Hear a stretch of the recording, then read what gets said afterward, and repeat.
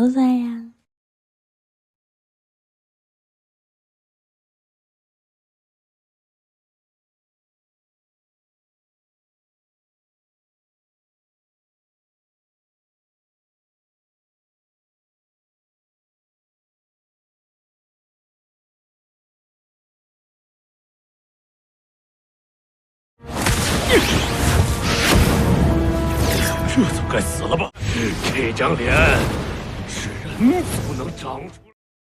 Halo semuanya, bagaimana kabar kalian? Semoga selalu sehat dan baik-baik saja. Pada video kali ini, Mimin akan melanjutkan perjalanan dari Chuyun. Tapi sebelum memasuki videonya, Mimin sarankan untuk mensubscribe channel ini dan like videonya agar Mimin semakin semangat untuk mengupdate video-video baru ke depannya. Jika sudah, tanpa berlama-lama lagi, mari kita masuk ke dalam pembahasannya. Melanjutkan video sebelumnya. Di kota Nanming, muncul seseorang yang cukup mencurigakan.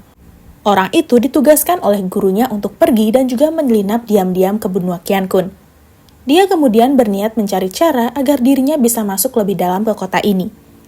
Hingga pada akhirnya muncul berita dari orang-orang sekitar kalau akan diadakan sayembara untuk mencari calon suami bagi sang ratu dinasti Chu. Orang tadi akhirnya memutuskan untuk mengikuti sayembara itu sambil mencari informasi yang sekiranya bisa dirinya temukan. Sedangkan di sisi Julian, dia terlihat sangat murung di dalam acara sayembara itu. Dia terlihat tidak tertarik dengan semua ini. Julian menjelaskan kalau semua ini adalah akal-akalan dari ayah dan para guru besar. Dia bahkan sama sekali tidak ingin menikah dalam waktu yang dekat. Sedangkan di sisi arena pertarungan, beberapa orang mencoba bertarung untuk mendapatkan hati Julian. Di sisi Chuyun dan Chuhu, mereka menyaksikan pertandingan itu. Tapi di sana, Chuhu merasa sedikit kesal karena bagaimanapun kualifikasi dari orang-orang yang maju terlihat sangat rendah dan kurang berbakat. Chuhu bahkan mengatakan kalau seharusnya Chuyun tidak akan pernah membiarkan orang semacam mereka semua menjadi suami dari Julian. Mendengar hal itu, Chuyun menjadi sedikit kebingungan. Yang mana hari ini dia merasa kalau sikap Chuhu sedikit aneh. Chuyun mengatakan kalau mereka sudah kenal dari kecil. Sejak dari dulu jika ada perayaan seperti ini, maka Chuhu adalah orang yang paling ingin bersenang-senang. Tapi siapa sangka hari ini dia malah menjadi sangat pemarah dan juga kesal. Chuhu tidak bisa menyembunyikan sikapnya itu. Dia mengatakan kepada Chuyun kalau Julian sangat luar biasa. Bahkan sebagai seorang ratu, dirinya tidak boleh didampingi oleh orang yang salah. Chuyun kemudian menyarankan sesuatu kepada Chuhu. Yang mana jika menurutnya mereka semua tidak sebanding dengan Julian, maka dirinya bisa turun untuk melawan mereka dan juga mendapatkan Julian. Chuyun juga merasa kalau Julian dan juga Chuhu bisa menjadi pasangan yang sangat cocok. Chuhu yang mendengar perkataan itu dari mulut Chuyun menjadi tidak bisa berpikir dengan tenang. Dia bahkan sedikit malu untuk mengatakannya. Chuyun tidak bisa menahan Chuhu terlalu lama. Dia hanya menjelaskan jika Chuhu tidak bergerak saat ini juga, maka di masa depan dirinya sudah tidak memiliki kesempatan lagi dan dia hanya akan hidup di dalam penyesalan.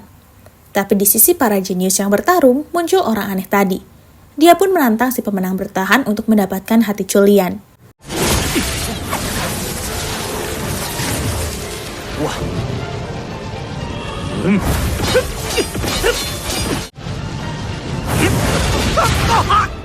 Setelah melihat pertarungan itu, Chuyun menjadi sedikit bingung. Dia merasa ada yang aneh dengan kekuatan api sejati milik orang itu. Chuhu yang masih kebingungan akhirnya ditugaskan oleh Chuyun untuk bertarung dan menyelidiki siapa orang itu. Chuhu kemudian tanpa basa-basi langsung turun tangan untuk menantangnya. Melihat Chuhu yang turun tangan membuat Julian merasa sedikit senang. Dia kemungkinan lebih senang jika Chuhu yang akan menjadi pemenangnya. Jailah ternyata sama-sama suka. 谁吃苦还不一定呢，短谍账，我来！就你也敢觊觎陛下？飞沙箭雨，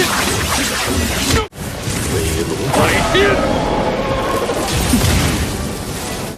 Pada pertarungannya, orang aneh tadi menggunakan api kegelapan atau api penggerogot tulang. Mendengar nama api itu membuat Chuyun merasa kalau dirinya tidak pernah mendengarkan nama api itu. Dengan mengejutkan, si kakek kehendak dari benua Qiankun muncul di sebelah Chuyun. Dia menjelaskan kalau api kegelapan sudah lama punah dari benua Qiankun. Karena hal inilah sudah wajar jika Chuyun tidak pernah mendengarnya. Si kakek bahkan sangat percaya kalau orang itu bukan berasal dari dataran ini, melainkan berasal dari tempat yang dinamai sebagai Lautan Bintang. Si kakek percaya kalau orang itu memiliki maksud dan juga niat tersembunyi untuk datang ke dataran ini. Chuyun sedikit ragu mengenai hal itu. Tapi dia akan mencoba mencari tahu kebenaran dari orang itu. Dia juga berterima kasih kepada si kakek karena sudah memberikan dirinya petunjuk. Tak lama kemudian, Julian mendekati Choyun. Dia menjelaskan kepada Choyun kalau semua ini adalah keinginan dari ayah dan para guru besar. Dia sama sekali tidak ingin menikah di usianya yang masih muda. Dia pun berharap agar Choyun bisa membantunya. Choyun pun tidak memiliki pilihan lain. Dia memang tidak bisa menghentikan apapun yang terjadi setelah mereka mendapatkan hasilnya. Tapi Choyun percaya kalau Julian masih bisa kabur menjauh dari tempat ini sebelum pernikahannya dimulai. Choyun juga berjanji akan mengurus Chu Wuking dan juga Dongfang Tiansu jika mereka berdua memarahi Julian. Setelah semua itu, Choyun menyuruh Chu Hu untuk menghentikan pertarungannya dan mengalah pada pria aneh itu. Juri pun datang dan mengatakan kalau saat ini suasana hati ratu sedang buruk. Dia pun berjanji akan memanggil orang itu setelah suasana hati si ratu menjadi lebih baik. Si pria itu pun merasa sedikit kesal. Dia yang kesal mencoba menenangkan dirinya ke kota. Choyun yang melihatnya kemudian langsung melakukan rencananya, yang mana dia mencoba menarik orang itu pergi ke sebuah toko lukisannya. Di sana, Choyun menyuruh orang itu untuk melihat lukisan yang dirinya buat terlebih dahulu. Choyun juga berniat melukis wajah si pria itu karena bagaimanapun dia adalah orang yang sangat menarik dan bahkan penampilannya di arena pertarungan sangat disukai banyak orang. Awalnya dia tidak memiliki ketertarikan, tapi Choyun memperlihatkan satu lukisannya. Dan dengan mengejutkan, si pria tadi dibuat kebingungan karena di dalam lukisan Choyun itu terdapat sebuah niat pedang yang sangat kuat. Karena Choyun menyembunyikan kekuatannya, si pria itu pun bahkan mengira kalau Choyun sama sekali tidak memiliki kekuatan spiritual. Dia yang kebingungan menanyakan siapa Choyun yang sebenarnya. Choyun tidak terlalu menanggapinya. Dia hanya mengatakan kalau dirinya hanyalah seorang pelukis. Tapi ketika Choyun memegang kuas roh miliknya, si pria tadi akhirnya menyadari kalau kuas itulah yang membuat lukisan Choyun memiliki niat pedang, yang mana kuas Choyun merupakan senjata tingkat Heavenly Emperor. Orang itu kemudian menyuruh Choyun untuk memberikan dirinya kuas itu. Choyun awalnya menolak, tapi dia akan merubah pikirannya jika si pria itu memperbolehkan Choyun untuk melukis dirinya. Awalnya pria itu ingin merebut paksa kuas Choyun, tapi Choyun mengingatkannya untuk tidak gegabah karena di tempat ini semua jenderal sedang berjaga. Mereka semua bisa dengan mudah menghentikan satu orang seperti dirinya. Pria itu pun akhirnya menarik kembali niat buruknya. Dia juga percaya kalau Choyun sengaja memancing dirinya untuk memperlihatkan seberapa jenius dirinya. Dia pun setuju dan juga membiarkan Choyun melukis dirinya. Tapi setelah satu lukisan, maka kuas itu akan menjadi miliknya. Sambil menggambar, Choyun menanyakan asal-usul dari orang itu.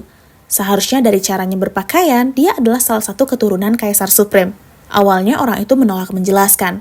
Tapi karena Choyun memaksa demi asal-usul gambar yang bagus, dia pun akhirnya menjelaskan kalau dirinya adalah murid langsung dari leluhur suci di klannya. Choyun pun sedikit terkejut mendengar hal itu.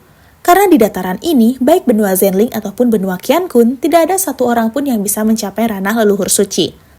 Choyun pun percaya kalau orang di depannya ini berasal dari lautan bintang. Orang itu bahkan keceplosan dengan mengatakan kalau dia awalnya hanya memiliki niatan untuk masuk ke suatu tempat dan bukan untuk mencari hati si ratu. Choyun pun sedikit penasaran dengan kemana pria itu ingin masuk. Tapi pria itu menolak menjelaskannya karena semakin sedikit Choyun tahu, maka semakin besar juga peluang hidup yang dirinya terima. Setelah semua itu, Choyun menyelesaikan lukisannya. Tapi sayangnya si pria tadi langsung mengambil kuas Choyun tanpa melihat lukisannya. Choyun pun membiarkannya begitu saja. Tapi tak lama kemudian, si pria itu pergi mencari Bai Bing. Di sana Bai Bing menjelaskan kalau ratu saat ini sedang pergi dan tidak tahu di mana keberadaannya. Sebagai sebuah kompensasi, dirinya mewakili pihak kerajaan memberikan sebuah rencana untuk dirinya. Rencana itu bisa digunakan oleh seseorang untuk pergi kemanapun di wilayah ini. Dia pun bisa pergi ke ruang harta, bahkan ke tempat-tempat yang dijaga ketat oleh para penjaga. Pria itu tanpa basa-basi langsung menerimanya. Karena bagaimanapun dari awal tujuannya bukanlah sang ratu. Setelah kepergian orang itu, Choyun menampakkan dirinya. Dia merasa kalau sebentar lagi dia akan mengetahui tujuan orang itu datang ke tempat ini. Singkat cerita, pria itu pergi menuju pagoda Dewa Api. Dia menjelaskan kalau manusia rendahan di sini tidak akan pernah bisa mengeluarkan potensi terbaik dari pagoda itu. Satu-satunya orang yang bisa melakukannya hanyalah guru dari orang itu. Choyun yang melihatnya menjadi sedikit kebingungan, karena bagaimanapun tidak ada yang menarik di tempat ini bagi seorang biasa seperti dirinya. Di dalam pagoda Dewa Api, Choyun menyambut pria itu. Si pria sangat terkejut karena lagi-lagi dia bertemu dengan Choyun.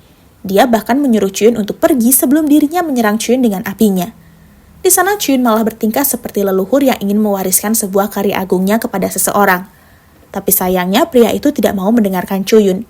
Dia malah menyerang Choyun dengan tekniknya.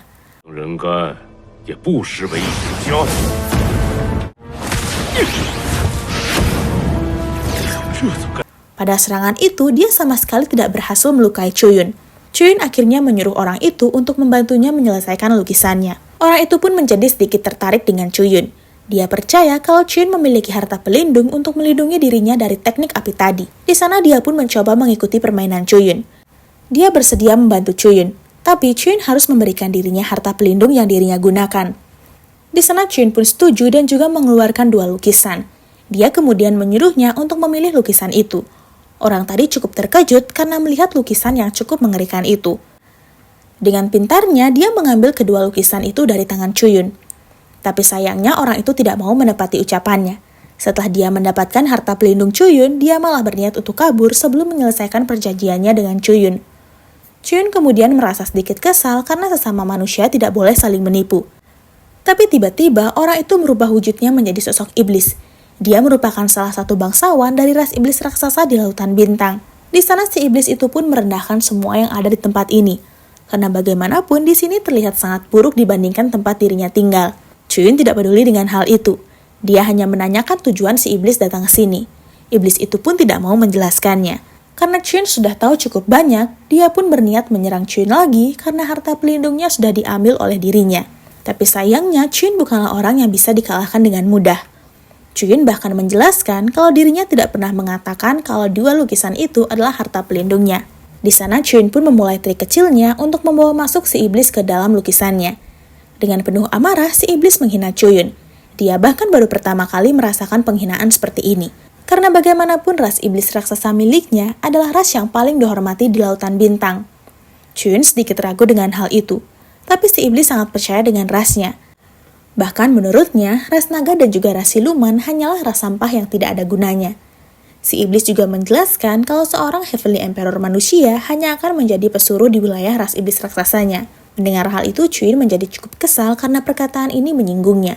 Chuyun berusaha tetap sabar dan juga menanyakan tujuan si iblis datang ke sini. Dia juga berharap si iblis bisa membantunya menyelesaikan lukisannya. Dengan polosnya, si iblis mengatakan kalau Chuyun tidak bisa melukis karena kuasnya sudah diberikan kepada si iblis itu. Chuyun pun membenarkannya. Dia kemudian berniat membuat kuas baru. Dia pun mencari bahan yang cocok untuk dijadikan kuas baru seperti rambut si iblis untuk ujung kuasnya dan tanduk si iblis untuk kepala kuasnya. Untuk batang kuasnya, Chuyun pun berniat mengambilnya dari tulang belakang si iblis. Karena menurut rumornya, tulang ras iblis raksasa adalah tulang terkuat di dunia ini. Chuyun pun memulai triknya untuk membuat si iblis mau mengatakan tujuannya yang sebenarnya datang ke dataran Qiankun ini. Karena semua perkataan Chuyun itu, si iblis pun tidak bisa menahannya. Dia kemudian bersedia mengatakan tujuannya jika Chuyun menghentikan siksaan yang keluar dari dalam lukisan itu. Setelah berhenti dan juga keluar dari lukisannya, si iblis pun mengatakan kalau dirinya memiliki tujuan untuk mengambil harta langit dan bumi. Tapi dirinya tidak berniat melanjutkan perkataannya itu karena dia akan segera kabur dari sini. Tapi sayangnya mereka berdua sama sekali belum keluar dari lukisan. Chuyun menjelaskan kalau dia menggunakan 2 lukisan. Satu lukisan adalah di dunia tadi dan satu lukisan tadi menyerupai dunia nyata tepatnya di dalam pagoda Dewa Api. Dengan begini, si iblis tidak akan bisa kabur dengan mudah. Si iblis sangat kesal karena Chuyun menipunya. Tapi Chuyun tidak peduli karena dialah yang dari awal mulai menipunya. Setelah semua itu, Chuyun berhasil menghancurkan tubuh fisik sekaligus membuat kuas baru dari bagian tubuh si iblis tadi. Jiwa si iblis yang masih ada di sana menyuruh Chuyun untuk mengembalikan dirinya seperti semula dan dia akan mengembalikan kuas Chuyun. Tapi Chuyun bisa dengan mudah mengambil kuasnya jika dia memang menginginkannya. Melihat Chuyun lengah, si iblis pun menggunakan jiwanya untuk memasuki lautan spiritual milik Chuyun. Si iblis berniat menyerang Chuyun dari dalam. Jika fisiknya tidak bisa disentuh, maka dia akan merusak dan bahkan menyerap lautan spiritual milik Chuyun. Tapi sangat disayangkan, si iblis tadi dihentikan dengan mudah karena jiwa Chuyun adalah jiwa seorang Heavenly Emperor. Karena sedikit ketakutan, si iblis pada akhirnya menjelaskan tujuannya yang sebenarnya. Yang mana dia datang ke benua Qiankun untuk mencari sebuah harta dari ras siluman di Lautan Bintang yang bernama Pagoda Penyuling Siluman. 3 ras tertinggi di Lautan Bintang yaitu ras iblis raksasa, ras naga, dan ras siluman pernah memiliki masing-masing satu pagoda dewa. Tapi sayangnya harta itu menghilang jutaan tahun yang lalu. Mengetahui adanya harta itu, mereka pun mencari petunjuk dan hasilnya mereka menyadari salah satu pagoda dari ras siluman berada di benua Qiankun. Si iblis juga menjelaskan kalau ketiga ras itu akan datang ke tempat ini. Menurut dari apa yang dirinya lihat, Ketiga ras itu akan datang dalam waktu 1 bulan lagi. Karena sudah menjelaskan semuanya, si iblis pun ingin Chun melepaskannya. Tapi sayangnya Chun menolak dan akan menghabisinya di sini. Iblis itu sangat kesal dan bahkan mengancam Chuyun, yang mana guru si iblis berada di ranah ancestral atau leluhur suci. Seharusnya Chun akan dibunuh dengan mudah oleh gurunya. Chun sama sekali tidak peduli, dan dia bahkan akan menyambut kedatangan gurunya itu. Setelah menyegel si iblis itu, si kakek kehendak dunia Qiankun kembali muncul. Dia sedikit terkejut karena pagoda Dewa Api ternyata adalah pagoda penyuling siluman. Si kakek pun menjelaskan sebuah legenda kepada Chuyun, yang mana jika dirinya bisa menyatukan ketiga pagoda dewa milik ras iblis raksasa, naga, dan siluman, maka dia bisa melakukan apapun yang dirinya inginkan. Chuyun bahkan bisa memutarbalikkan waktu dan juga menggeser posisi bintang-bintang. Chuyun kemudian menyadari kalau itu juga seharusnya bisa menghidupkan Ye Qianhan lagi. Si kakek membenarkannya. Hal ini membuat Chuyun kembali bersemangat. Tapi di sisi lain, tepatnya di ras iblis raksasa, satu bawahan di sana merasakan adanya fluktasi jiwa. Dia yakin kalau itu adalah orang yang dikirim oleh pemimpin mereka untuk mendapatkan petunjuk. Karena semuanya sudah sangat jelas, pemimpin iblis raksasa yang bernama Si Hun langsung mengajak mereka semua untuk berangkat menuju benua Qiankun.